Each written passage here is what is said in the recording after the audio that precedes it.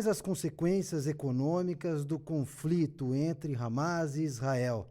Se você quer entender um pouquinho das relações que até extravasam esse conflito, fica com a gente nesse que é o Agenda de número 29, da semana do dia 9 de outubro. Eu, Zeca Ruas, estou mais uma vez com meu amigo Saulo Buchedi e vamos discutir um tema bastante complexo, bastante difícil e duro, mas uma perspectiva um pouquinho diferente, tentando entender como é que esse conflito pode ser entendido no campo econômico e na geopolítica, para além dos limites atuais. Saulão, como é que a gente poderia começar esse assunto difícil? Salve, salve, Zeca. Salve, salve todos e todas. Eu acho que seria interessante, né, Zeca, a gente contextualizar do ponto de vista geopolítico esse conflito, sair um pouco da análise mais tradicional, né, que a gente vê hoje na grande mídia, vamos dizer assim, e também ir além da análise econômica dos impactos da guerra, né, que a maioria dos economistas de mercado fazem. Eu acho que vale a gente ir para os impactos estruturais, que exigem um maior distanciamento e, na verdade, uma análise mais de longo prazo. Essa vai ser a nossa trajetória na nossa conversa de hoje aqui com vocês, nos assistindo, ouvindo. Muito bem, e provavelmente esse vai ser o nosso primeiro episódio no Spotify, né? Já estamos aí com as tratativas todas organizadas. São você que está assistindo no YouTube, mas gosta de outras plataformas, não somente Spotify. Fique atento que estaremos em outros lugares para você escutar, para você compartilhar também. Tá? Então, para a gente começar aqui, eu acho que é importante trazer um pouquinho dos eventos. Eu acho que a análise geopolítica e os debates, ainda que a gente sempre tenha um viés da imprensa ocidental muito claro e já tenha ficado explícito, inclusive, nos últimos dias, eu acho que vale a pena dizer um pouquinho como é que são os eventos. Nós tivemos aí um ataque do Hamas, né, vigoroso e completamente diferente de tudo que já tinha sido visto em relação ao Hamas ao longo dos últimos anos, né, mas de uma trajetória de beligerância em relação à faixa de Gaza e em relação aos palestinos, que já vem de décadas, né? Não precisamos acho que fazer nenhuma grande retomada aqui das questões geopolíticas, acho que as pessoas vão encontrar isso em outros fóruns, né? Ao contrário de outros conflitos, né? A faixa de Gaza é um território muito pequeno, para comparar, por exemplo, com a questão da Ucrânia, né? E que economicamente tem um impacto muito menor, vamos dizer assim, do que esse outro conflito. Então, de certa forma, até a parte econômica fica meio difícil de ser analisada, né? A gente vem recebendo perguntas, professor, conta pra gente o que você acha, quais são os impactos, né? Eu lembro da primeira vez que apareceu o conflito da Ucrânia, que eu dei inclusive uma bola fora de análise, né? Eu achava que o conflito seria rápido. Nesse caso, eu não acho que vai ser um conflito tão rápido, talvez não tão longo contra a guerra da Ucrânia, inclusive pela disparidade bélica entre os... Não dá nem para dizer que é uma guerra, né, Saulo? Porque, Sim. De fato, você tem um grupo, né, armado, né, mas muito inferior em termos bélicos em relação aos israelenses, que inclusive estão para receber apoio americano. Então, eu acho que a gente podia pensar a partir daí, né, Saulo, primeiro, olhando o que está aparecendo de análises para a gente poder tentar ampliar depois. Eu acho que vale, a primeira coisa, dizer que há um massacre de civis, né? A morte de civis de ambos os lados, né? Então, o terrorismo ele existe de ambos os lados, né? Tanto ali na faixa de Gaza, nos ataques de Israel, quanto no ataque do Hamas. Então, quem está colocando o terrorismo de um lado, né, ou de outro, está errado, né? É claro que, justamente pela inferioridade do ponto de vista do setor de defesa, né? Israel é uma referência em relação à sua espionagem, né? À sua agência, né? de inteligência, em relação à sua indústria de defesa, que é uma referência, inclusive, mundial. Israel está muito à frente do Hamas, ali na faixa de Gaza, que é um grupo de resistência, né, ao avanço israelense, mesmo em comparação à Cisjordânia, que é outro território palestino, que tem como grupo ali dominante o Fatah, que é completamente vinculado, né, ou em grande parte vinculado. Negocia mais. Negocia mais com o governo israelense. Então, a gente não pode chamar de uma guerra, né? Há mortes de civis de ambos os lados. É claro que, né, você tem uma proporção muito maior, né, de mortes na faixa de Gaza por conta da força do exército israelense, né? A força militar israelense. Então, no histórico, né? Desde 2008, se não me engano, né, Zeca? Até agora, é uma proporção de 5 mil mortes para 5 mil mortes de palestino para 200 mortes de israelenses. Então, assim, de certa forma, é uma desproporção grande, né? Além disso, há um total controle econômico de Israel na região, né? E é uma região paupérrima, né? A região da faixa de Gaza, justamente por conta desse controle econômico israelense que impede qualquer tipo de autonomia no desenvolvimento econômico ali da faixa de Gaza. Além disso, o que acabou inflamando e levando a esse conflito? Justamente o avanço da extrema-direita israelense, por meio do Netanyahu, que bloqueou, né, qualquer tipo de tratativa entre Israel e Palestina, por parte de Israel principalmente. Então o Netanyahu ele bloqueou esses canais de comunicação e aumentou, na verdade, o cerco israelense ao povo palestino nos últimos anos, né, levando a essa situação, né? Então, o Hamas... Tem uma escalada no discurso, né, Exatamente. Sal, do Netanyahu ao longo dos últimos anos, após ele retomar, na verdade, o poder, né, que ele ficou afastado durante alguns anos, né, e quando ele retoma, volta mais com uma força mais ligada à extrema-direita, com um discurso em relação, especialmente à Cisjordânia, né, de ocupação mais violenta. A faixa de Gaza, nesse momento, até fica um pouco afastada em termos dos interesses, vamos dizer assim, né? O Petit Jornal, que fez boas análises nesse processo, mostra muito bem isso. A Cisjordânia assume um predomínio nessa iniciativa. E, enfim, até por isso, talvez, a faixa de Gaza tenha passado despercebida nesse intento de ataque também. Mas, de fato, você tem um bloqueio, e na coisa do discurso isso fica muito claro, né? No discurso agora, depois dos ataques do Hamas, né? Dos israelenses chamando de animais, né? Usando o termo animais, né? O que beira, vamos dizer assim, discursos típicos de desumanização, né? Tipo Exato. nazismo, né? Então isso levou, né? Acabou inflamando e levando a esse conflito, né? A esses ataques. E aí tem toda uma estratégia do Hamas, né? Em relação a esse ataque específico. Muita gente fala que a data não é por acaso, por conta da guerra do Yom Kippur, né, desse feriado importante ali, né, do calendário judaico, né, então a data não é por acaso, mas mais do que as questões de datas, de 50 anos da guerra, enfim, eu acho que tem também o contexto agora de conflitos internos em Israel, né? Então Netanyahu, por conta de medidas recentes, né, de tentativas de se perpetuar no poder, de um enfraquecimento ali do judiciário, um processo de desestabilização, né, do equilíbrio dos três poderes ali em Israel, isso acabou gerando conflitos internos dentro do próprio exército israelense, e o Hamas viu nessa instabilidade política de Israel uma oportunidade, né? Então essa é uma das interpretações ali, do porquê desse ataque do Hamas. Há também ainda uma dúvida, né? A gente vem conversando sobre isso, sobre quais são os objetivos, acho que o objetivo de provocar a instabilidade, né, de aumentar essa instabilidade política, ele está ficando cada vez mais claro.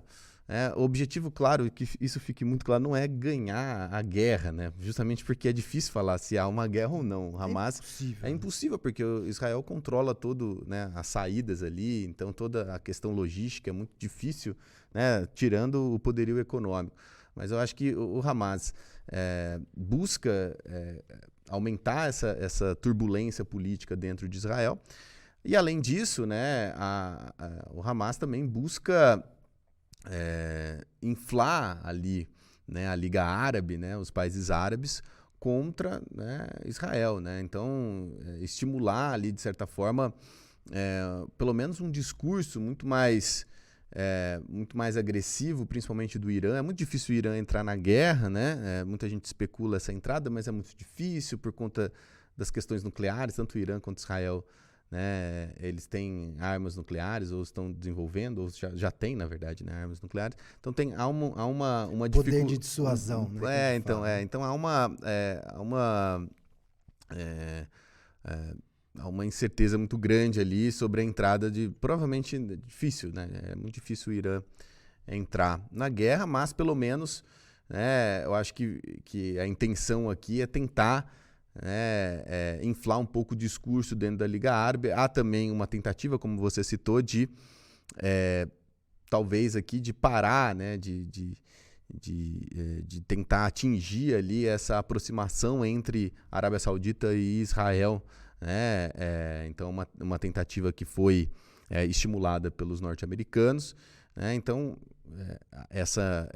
esse conflito também impacta, né, essa tentativa. A Arábia Saudita certamente vai parar toda essa negociação, né, junto a Israel, porque pega muito mal para a Arábia Saudita, né, se aproximar de Israel nesse momento. E ao mesmo tempo a gente tem, né, do lado dos chineses e dos russos, uma aproximação, principalmente dos russos com a Palestina. Os russos também têm relações com Israel, mas tem essa aproximação com a Palestina e com o Irã, principalmente aqui. Então você tem ali também, vou mandar até um abraço para o professor Márcio Sampaio, nosso professor aqui na Facamp. Não sou especialista em geopolítica, né, Zeca?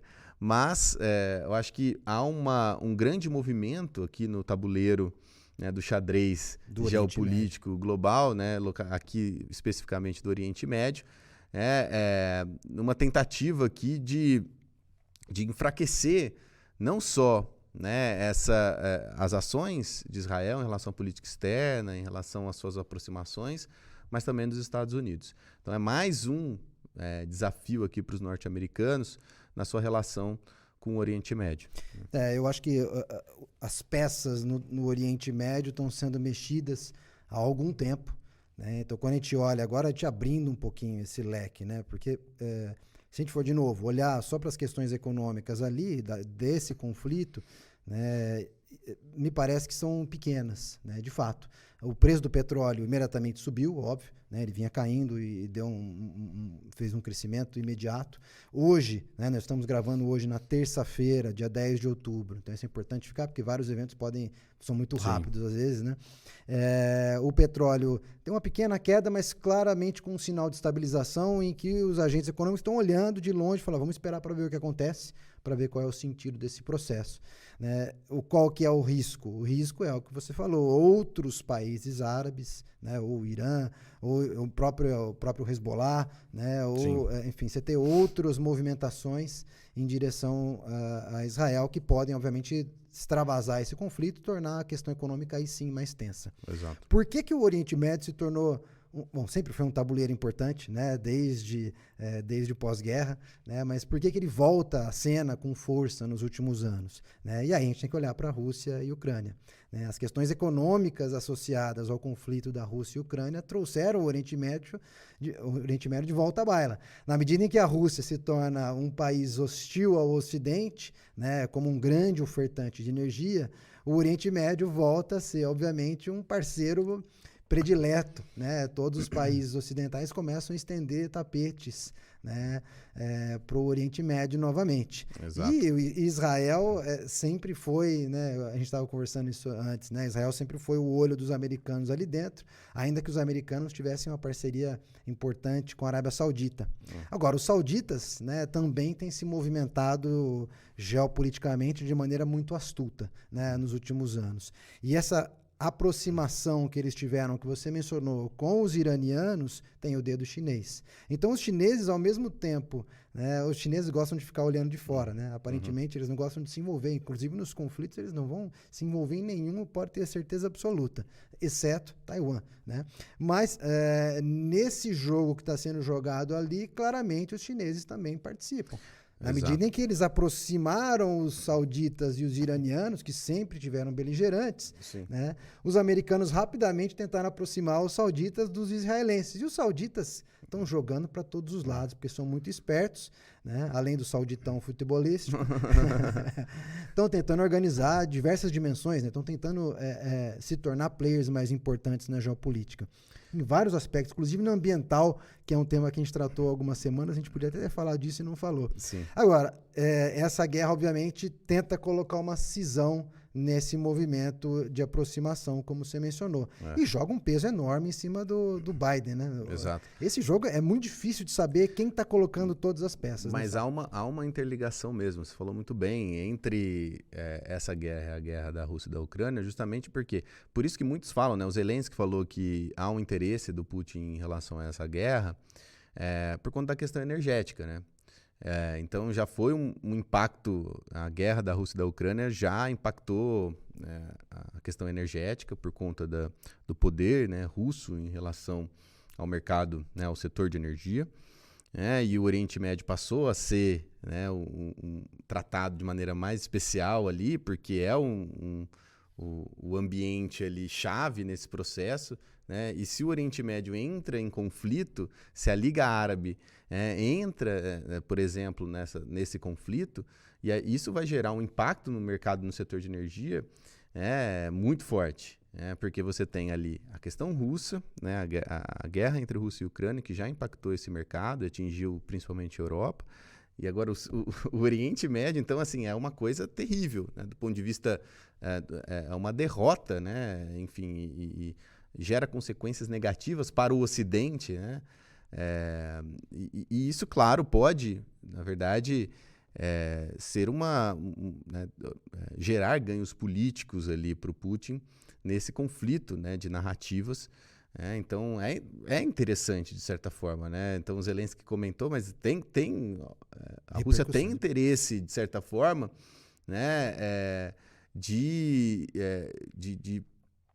ter ali na guerra, né, ou no conflito entre Hamas e Israel, né, um elemento a mais, né, na narrativa contra o Ocidente. Então, é interessante para a Rússia, de alguma maneira, por mais que ela tenha aproximações com Israel, de novo, né, a relação é tênue ali nesse sentido, mas é interessante que esse conflito ganhe uma repercussão, né, justamente nessa guerra de narrativas ali, né, em relação aos Estados Unidos. Então, de certa forma, há um interesse, sim, do Putin. Né? E tem a questão que o Igor Gilov trouxe na Folha, né, também. Né? Uma parte importante do fornecimento de munição que estava indo para a Ucrânia vinha das bases americanas e que eles tinham em Israel.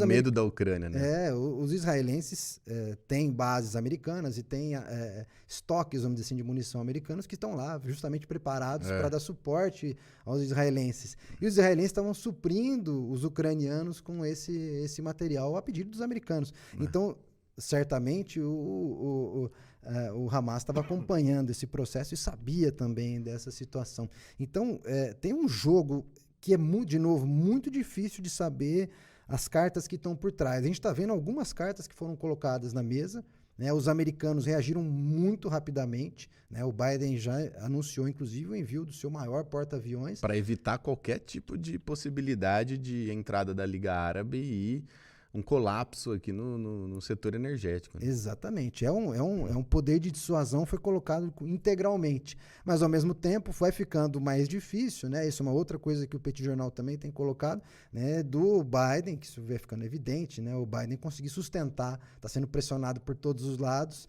né? Pelo controle do seu orçamento, já vinha reduzindo o orçamento ou as perspectivas de envio de recursos para a Ucrânia. Então, dentro do tabuleiro geopolítico, do tabuleiro econômico, as coisas começam a mostrar sinais cada vez maiores de transformações. E eu acho que é sob essa perspectiva que a gente tem que olhar, né, Saulo? Saindo um pouquinho das análises que foram apresentadas, né, mais claramente, quando a gente começa a olhar para essa guerra, a gente tem a guerra também da Ucrânia, a gente tem, recentemente, teve Nagorno-Karabakh, né, o Azerbaijão retomando o enclave ali de armênios, né, notícias recentes, segundo os armênios, né, é importante que fique claro, né, os armênios disseram que os israelenses estavam por trás do fornecimento de armamento para o Azerbaijão nesse processo, Já sabemos que os turcos também tinham interesse nesse movimento. Historicamente, quem conhece a relação dos turcos com os armênios entende o que eu estou falando.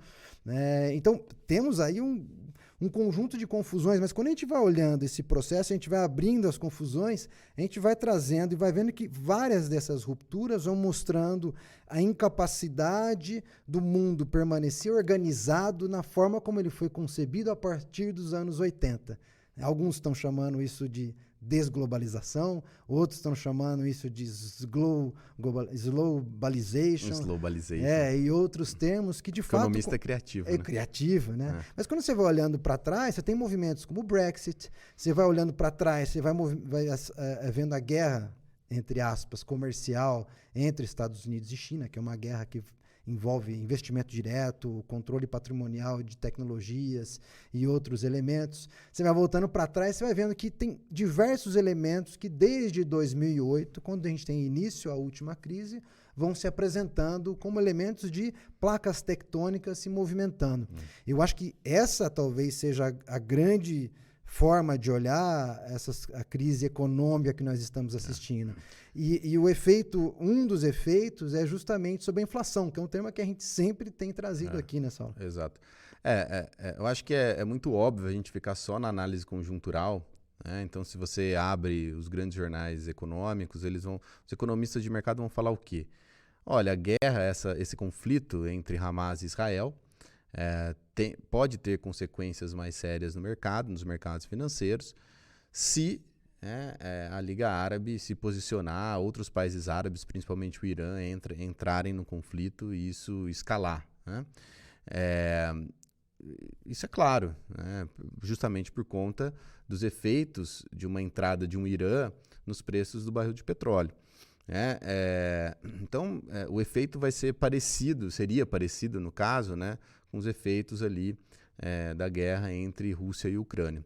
Só que eu acho que o mais interessante aqui é a gente olhar para as tendências de longo prazo, como você colocou. Acho que é importante a gente ir além no horizonte, né? Sair do horizonte de curto prazo, olhar um pouco para o horizonte de longo prazo e se perguntar o que esses conflitos eles indicam do ponto de vista econômico. E eles indicam talvez uma aceleração, né, de uma tendência que a gente já verifica, outros economistas já escreveram, o Butolo escreveu isso, né, um economista escreveu isso ali no final da década passada. Final 18, da década passada, 17, 18, escreveu sobre esse movimento de regionalização das cadeias globais de valor. Né? Quando a gente pega ali a partir dos anos 80, qual que era o movimento de pulverização do que a gente chama, né, vou usar um anglicismo aqui de global sourcing, né, então pulverização do ponto de vista geográfico das cadeias de valor, né, que se tornaram cadeias globais de valor. Então, as várias etapas, né, para quem não é economista aqui, né, as várias etapas do processo produtivo, né, de um certo processo produtivo, foram distribuídas globalmente, né, sempre buscando aqui a maximização da rentabilidade das grandes corporações. Então, as corporações hoje, elas não são mais restritas a um país específico. É muito difícil falar em corporações estritamente nacionais, são grandes corporações transnacionais, globais, né, que distribuíram o seu processo produtivo, né, em vários países, principalmente, como muita gente sabe, na China, na periferia asiática, etc. Só que esse processo vem mudando já faz desde tempo, 2008, né? Desde 2008. Algum tempo, justamente porque desde 2008, justamente o primeiro ponto é o próprio avanço chinês em relação à sua política industrial, né? Então a política industrial chinesa já faz algum tempo que saiu do Made in China para o Owned in China, né? Então a China ela está na fronteira aqui das principais mudanças tecnológicas, né? Nos novos paradigmas tecnológicos que impactam toda a estrutura produtiva. Então, a política industrial chinesa já vem mudando há algum tempo com as grandes corporações chinesas. Então, a China já não é mais, né, uma fonte, ali, um país, de certa forma, passivo ali em relação a esse movimento de globalização produtiva. E além disso, a gente tem uma escalada dos conflitos regionais e que acabou levando os países a se reposicionarem, né? Então a China, né, de maneira atuante, não mais de maneira passiva, mas de uma maneira ativa, né, como sempre foi, na verdade, né, mas agora muito mais atuante por conta do seu poderio econômico, das suas grandes corporações. Os Estados Unidos, de alguma maneira, tentam, né, barrar esse avanço chinês, o avanço das grandes corporações chinesas. Teve o caso da Huawei ali nos Estados Unidos, uma tentativa dos Estados Unidos barrarem esse avanço. A própria Europa também, né, tem casos de países que tentaram barrar esse avanço das grandes corporações chinesas, esse avanço da China em relação às transformações produtivas, né, e vários países barraram esse avanço, não só barrando a entrada das grandes corporações chinesas, mas também tentando, né, internalizar ou regionalizar as suas cadeias produtivas. Então, nós tivemos casos de empresas, uma empresa alemã que tentou, né, internalizar ali uma parte da sua produção que estava na China, então tentou trazer de volta para a Alemanha ou para os países ali do leste europeu para tentar regionalizar. Então, há outros exemplos também, né, de grandes corporações que estão tentando fazer isso, vinculadas aqui nesse caso, né, a projetos nacionais, né, a uma tentativa desses países de retomar um certo protagonismo, né, diante desses conflitos. Então, na verdade, esses conflitos, do ponto de vista geopolítico, eles indicam, do ponto de vista econômico, né, um movimento paralelo ali, né, que na verdade vai tudo junto, né, tudo ao mesmo tempo, do ponto de vista econômico, de regionalização ou do reshoring, como muita gente fala, né? A globalização, ela veio com uma ideia muito forte de que os mercados promoveriam um processo de expansão da economia e que a política poderia ser jogada de lado, né, vamos dizer assim, né? E de fato, durante décadas, esse movimento foi feito paulatinamente, né? A retirada do Estado, a retirada de instrumentos de controle, retirada de instrumentos de planejamento, né? E o mercado avança, as finanças avançam, a internacionalização das grandes empresas avançou. Esse processo trouxe com ele os competidores asiáticos, a China, especialmente. Então, de dentro da globalização emerge a sua própria ruína, emerge as suas próprias condições de fracasso, né? O que nós estamos olhando aqui hoje, quando a gente olha para esse conflito, o que nós estamos dizendo aqui é que você tem um elemento de ruptura que está colocado ali no Oriente Médio, que tem características do passado, mas que traz características do futuro que se avizinha.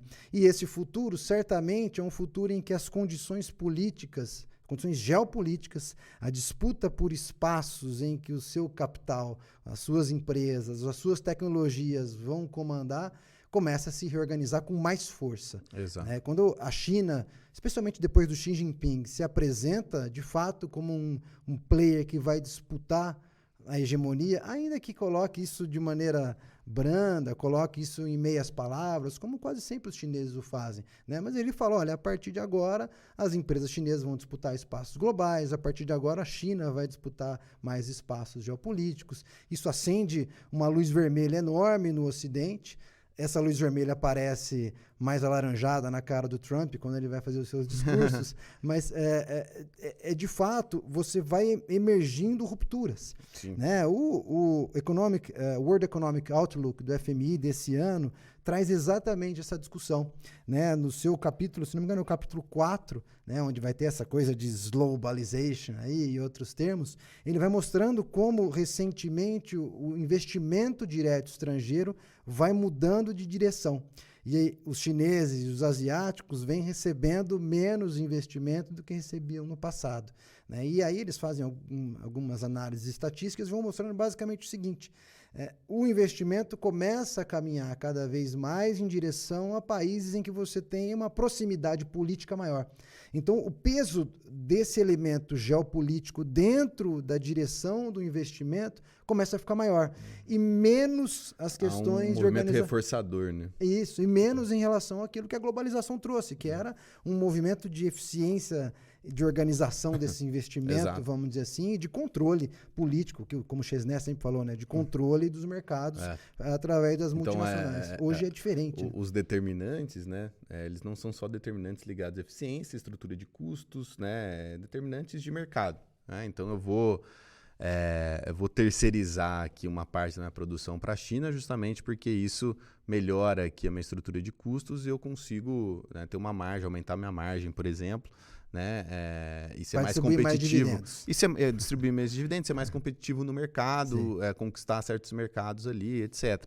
Né? Há aqui, com esse aumento dos conflitos, uma busca, né, por parceiros políticos aqui, justamente por quê? Né? Porque esses conflitos, eles tendem a tornar mais instáveis essas estruturas. Por isso essa tendência, né, complementando a pergunta que você fez, né, Zeca, essa tendência inflacionária.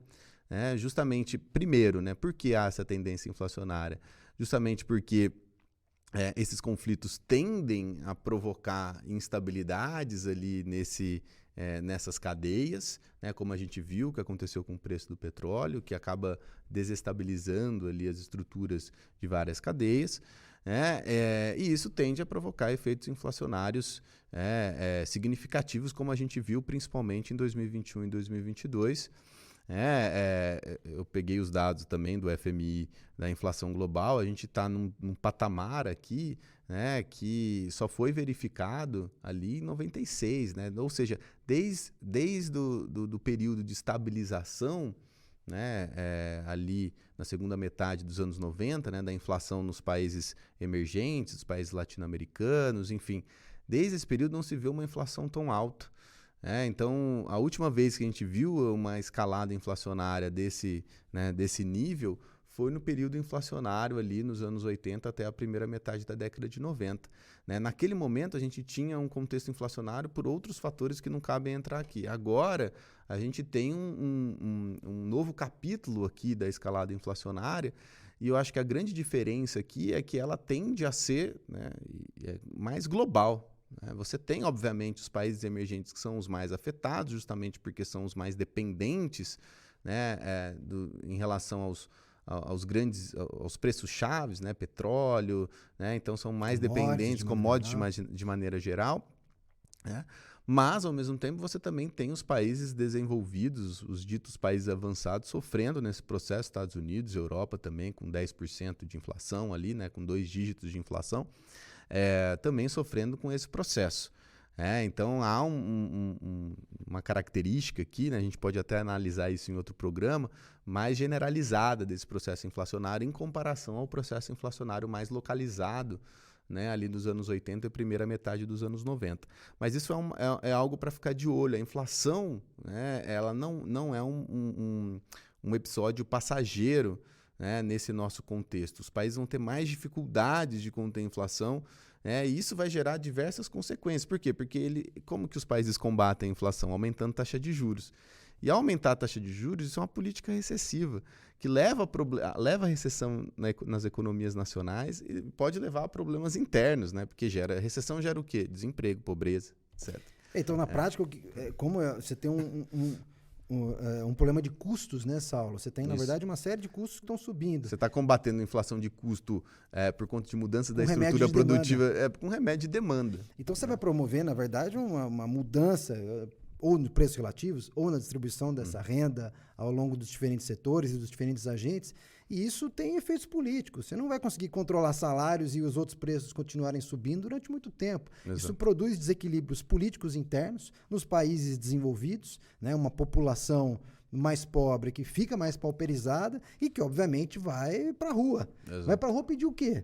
Né? A gente já está assistindo ao longo dos últimos anos, né, uma série de movimentos disruptivos do ponto de vista político, né, com polarizações, etc., né, e que certamente vão desestabilizar as democracias. E, obviamente, né, os países, né, que do outro campo, né, vamos dizer assim, não vou nem dizer que eles não são democráticos, porque essa é uma outra discussão que não cabe a nós aqui nesse momento, mas, de certa forma, a Rússia e os chineses estão olhando e falando, e essas democracias de vocês, até onde vai aguentar com esse tipo de instrumento que vocês estão usando?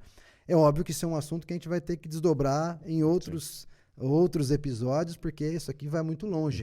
Mas certamente fica o nosso compromisso aqui com você que nos segue, que esse é um tema que a gente vai voltar. Tá? Certamente porque esse é um tema estrutural e esse é um tema que ajuda a entender inflação, desemprego, renda e as próprias guerras e as próprias repercussões desses eventos, que certamente continuarão ao longo dos próximos anos. E nós do Agenda Econômica nos comprometemos a seguir avaliando, tentando entender e discutir com vocês. Vocês que nos seguem no Instagram podem enviar perguntas, nos comprometemos a respondê-las, mesmo em feriados. Comprometemos também a compartilhar a partir de agora esse nosso áudio em plataformas de streaming de áudio para você nos acompanhar, para você compartilhar. Siga o Agenda Econômica, sigam Notas Econômicas no Instagram e no YouTube e fique com a gente que tem sempre mais coisa para ser dita. Valeu. Um abraço a todos e a todas. Valeu.